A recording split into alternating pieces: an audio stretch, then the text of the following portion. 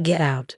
James's voice was cold as he stood in our marble foyer, casually swirling whiskey in a crystal glass. Your things are already packed. I stared at the Louis Vuitton suitcases lined up by the door, the ones he'd bought me last Christmas when everything still seemed perfect. My hands trembled, but I kept my voice steady. So that's it? After 8 years of marriage, you're just throwing me out. He smirked, taking another sip. Come on, Emma. Let's not make this dramatic. We both know this marriage has served its purpose. Your inheritance helped build ClearTech into what it is today. Now that we're going public, I need someone more suitable by my side. Someone who understands the tech world. My name is Emma Chen, and at 34, I was watching my life crumble around me. 8 years ago, I'd married James believing in love and forever. He was brilliant but struggling, working on a startup he swore would change the world. When my parents died in a car accident 2 years into our marriage, leaving me their life savings and family business shares worth $3 million, I didn't hesitate to invest it all in his dream. You mean someone like Melissa? I asked, thinking of his 25-year-old head of marketing who'd been spending more and more time at our house lately. The way she looked at him during dinner parties, how they always seemed to be having late meetings. James's smile widened. Melissa understands vision. She gets what it takes to build something revolutionary. He gestured dismissively with his glass. You were great for the early days. The supportive wife, the generous investor. But ClearTech is worth $100 million now. We're playing in the big leagues. I looked around our mansion. The sweeping staircase, the chandelier that cost more than most cars. The art I'd carefully selected to make this place feel like home. All of it built with my family's money, my trust, my love. The board meets tomorrow to finalize the IPO, James continued, checking his Rolex. Another gift bought with my inheritance. Melissa and I need to prep. So if we could wrap this up. I walked to the suitcases, my heels clicking against the marble floor. Each step felt heavy with 6 years of memories. The dinner parties I'd hosted to help him network, the nights I'd stayed up listening to his ideas, the vacations we'd canceled because he needed to work. I believed in him completely, had been so proud to help build his dream. You know what's funny? I said, turning to face him. You think you've won, that you've played this perfectly. He raised an eyebrow, amused. Haven't I? ClearTech is about to go public. I'm about to become one of the youngest tech billionaires in the country. And you? He shrugged. You'll get whatever the prenup stipulates, which, if I remember correctly, isn't much. I smiled, thinking of everything he didn't know. The quiet moves I'd made over the past year as I watched him grow more distant, more arrogant. The careful planning that would turn his smug grin into shock. Good luck with the IPO, James, I said, grabbing my suitcases. I'm sure it'll be interesting. His confidence faltered for just a moment. What's that supposed to mean? You'll see. I walked out without looking back, the heavy door closing behind me with a final thud. What James didn't know, what he'd been too arrogant to even consider, was that I wasn't as naive as he thought. Growing up in a business family had taught me to always protect myself. While he was busy building his empire and courting Melissa, I'd been watching, learning, and preparing. The inheritance he used to build ClearTech? I had documentation for every penny, dated, notarized, and safely stored with my lawyer. The early company contracts, all carefully preserved, showing my role as more than just a silent investor. The long hours he claimed to be working, I had proof of much more interesting activities. But my real insurance policy was something far more valuable, something that would make tomorrow's board meeting very interesting indeed. I checked into the Four Seasons, a small indulgence I planned ahead for. As I unpacked, my phone buzzed with a text from my best friend Lauren. Are you okay? Did you do it? It's done, I replied. He kicked me out just like we expected. Melissa's already moving in. That smug bastard, she texted back. He has no idea what's coming, does he? I smiled, thinking of the documents safely stored in my laptop. Documents that would turn James's perfect plan upside down. No, I wrote. He doesn't. That night, I sat in my hotel room watching the city lights twinkle below. 6 years ago, James had been a struggling entrepreneur with big dreams. I believed in those dreams, had wanted to be part of building something meaningful. The $3 million from my parents had seemed like fate, a way to honor their memory by helping create something amazing. I remember the day I transferred the money to ClearTech's account. James had hugged me tight, promising we'd build an empire together. You and me against the world, he'd said. Partners in everything. Now here I was, kicked out of my own house so he could move in his girlfriend. The wife who funded his success discarded like yesterday's news. But James had made one crucial mistake. He'd underestimated me. Growing up watching my father run his business, I'd learned that trust was good, but documentation was better. My phone buzzed again, this time with an email from my lawyer, Sandra. Everything's in place for tomorrow. Are you sure you want to do this? Once we move forward, there's no going back. I thought about James's smug smile as he dismissed me, about all the nights I'd spent alone while he was working late with Melissa, about how he thought he could use me and throw me away. Unsure, I replied, let's show them what I'm really worth. Tomorrow, James would learn that his perfect plan had one fatal flaw. Me, and I was done being underestimated. As I walked into ClearTech's gleaming headquarters the next morning, the security guard did a double take. Mrs. Chen. Mr. Wilson said, that I wouldn't be coming in anymore? I smiled, sliding my still valid ID card across the desk.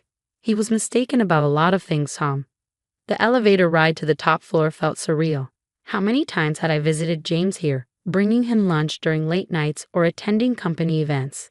The modern art on the walls, the sleek furniture in the reception area, all of it chosen with my inheritance money. I could hear voices from the boardroom as I approached. James was mid-speech, his voice carrying that confident tone I'd once found so charming.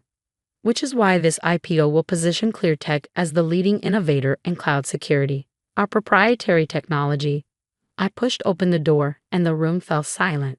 12 board members turned to stare at me, their expressions ranging from shock to discomfort. James stood at the head of the table, his presentation frozen on the screen behind him. Next to him, Melissa's perfectly made-up face paled. Emma. James recovered quickly, his smile tight. This is a private board meeting. You shouldn't be here. I took a seat at the far end of the table, placing my laptop in front of me. Actually, I have every right to be here. As a major stakeholder in ClearTech, I think the board should hear what I have to say before voting on the IPO. One of the board members, an older man named Richard, leaned forward. Mrs. Wilson, we were under the impression that you had no official role in the company. It's Ms. Chen. I corrected him, opening my laptop, and that impression was incorrect. In fact, there's quite a lot about ClearTech that needs clarification. James's facade cracked slightly. Emma, don't do this. Whatever you're thinking. I connected my laptop to the presentation screen, and the room gasped. There on display was the original investment agreement, $3 million transferred from my personal account to start ClearTech, with clear terms about my role as a founding investor. As you can see, I said calmly, my investment wasn't just a wife supporting her husband. It was a formal business arrangement with specific conditions about my involvement in major company decisions, like, say, an IPO. The board members shifted uncomfortably, several of them shooting questioning looks at James. He had always portrayed ClearTech as his sole creation, conveniently leaving out the fact that his wife's inheritance had made it all possible. That was years ago, James said dismissively. The company has grown far beyond that initial investment. True, I nodded, clicking to the next slide, which is why I found it interesting that you've been systematically erasing my contributions from company records. These are the original documents, and these, I split screen to show altered versions, are what you submitted to the SEC for the IPO filing. The room erupted in murmurs. Document falsification in an IPO filing was serious, the kind of thing that could derail the entire process and trigger investigations. This is ridiculous, Melissa spoke up, her hand possessively on James's arm. You're just bitter because my husband used my family's money to build this company, then tried to push me out when he thought he didn't need me anymore. I interrupted. No, Melissa, I'm not bitter. I'm just well prepared. I clicked to the next slide, and James's face went ash white. There on the screen were bank statements showing systematic fund diversions from ClearTech's accounts to offshore holdings. Millions of dollars moved quietly over the past year. Would anyone like to explain these transactions? I asked innocently. Because I'm very curious about why company funds were being moved to accounts in the Cayman Islands right before the IPO announcement. Richard, the board member who'd spoken earlier, stood up abruptly. Mr. Wilson, is this accurate? James tugged at his collar, his cold demeanor cracking. These are complex financial arrangements for tax purposes, completely standard. Standard? I raised an eyebrow. Is that what you told Melissa when you promised her shares from these accounts? When you planned to cash out together after the IPO? Melissa jumped up, her chair scraping against the floor. How did you? No. I finished for her.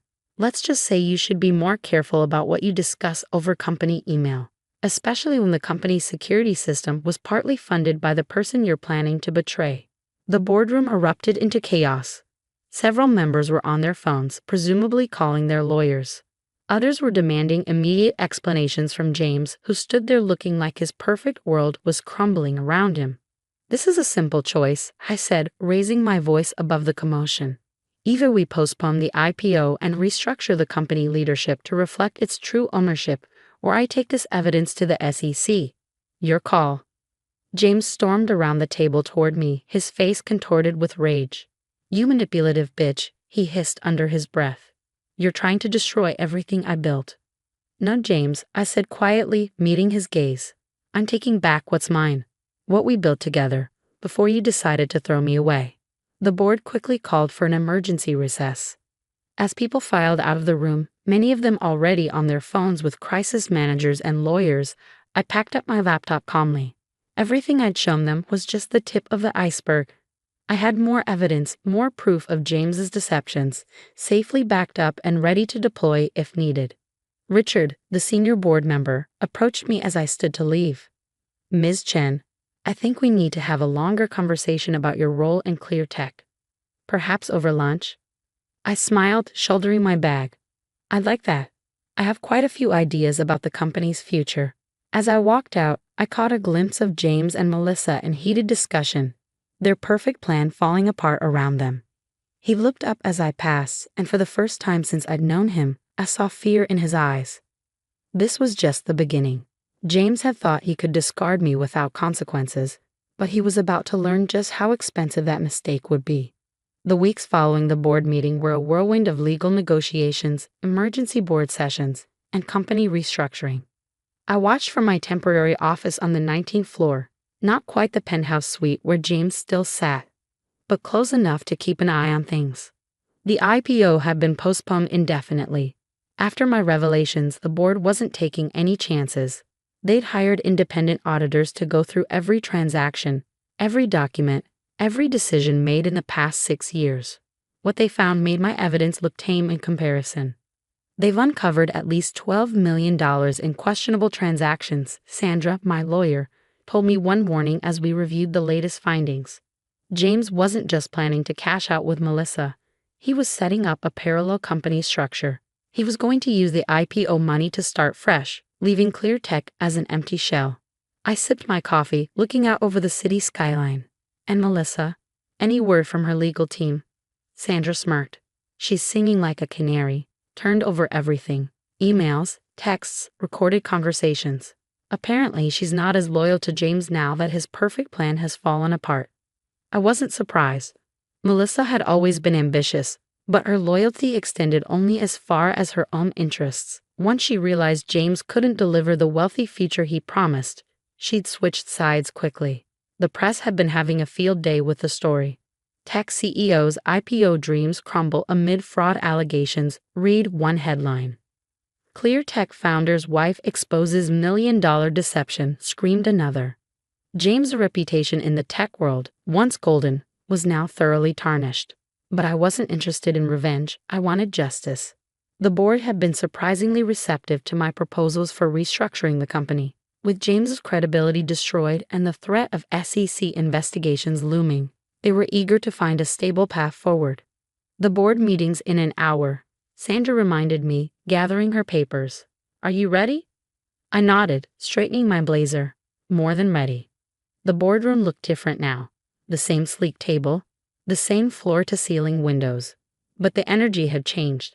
James sat at the far end, his usual confidence replaced by barely contained anger. His lawyer whispered something in his ear as I took my seat.